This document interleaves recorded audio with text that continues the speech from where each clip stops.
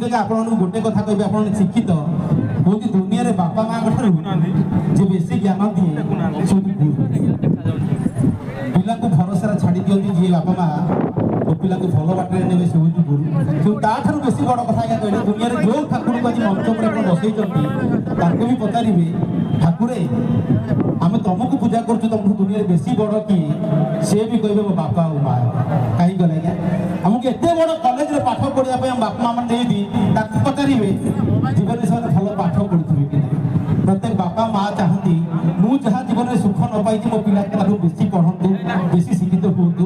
ତ ପ୍ରତ୍ୟେକ ବାପା ମାଆଙ୍କର ଆମେ ଜବରଦସ୍ତ ତାଳି ହେଇଯାଉ।